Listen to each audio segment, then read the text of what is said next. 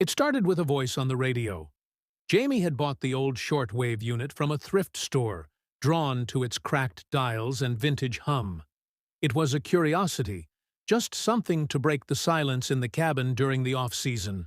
No internet, no cell service, just pine trees, wind, and the endless hiss of static between faint signals. One night, around 2:13 a.m., the static stopped.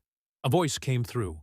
Not a broadcast, not a station, just a voice. "I see you." Jamie's blood froze. The voice was low, raspy, like it had clawed its way up from a throat full of dust. At first, Jamie thought it was a prank. Maybe someone else had a transmitter nearby. But the nearest town was 30 miles away. They turned the dial. "Don't!" It wasn't a threat. It sounded afraid. "If you change the frequency, you won't hear me scream." Jamie sat motionless, hand hovering over the knob. The voice went on, whispering names. Not random ones. Names Jamie knew. People from their past. Some alive. Some not. Then it started describing things in the cabin. Small details. The chipped mug on the counter. The half-burned log in the fireplace. The open bedroom door. Jamie hadn't left that door open. Heart hammering, they rose and shut it. Quickly, like a child afraid of the dark. The voice chuckled. "That won't help."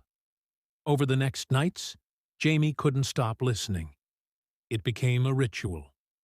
Turn on the radio at 2:13 a.m. Let the voice speak. It told stories of people lost in the woods, of mirrors that never showed the same reflection twice, of things that crawled out of dreams and remembered your name. Jamie didn't sleep. They stopped eating. Their reflection in the dark glass of the window began to look off, slower to move, eyes not quite right. On the seventh night, the voice said, "Look behind you." Jamie didn't. The radio began to scream, a garbled, high-pitched shriek like metal grinding against bone. Lights flickered. The fireplace roared to life, unlit. Shadows danced on the walls, longer than they should have been. Then silence, only static.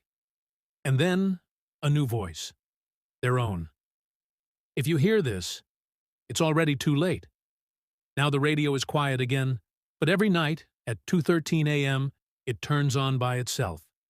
And it waits. If you made it this far, don't forget to like the video. Subscribe.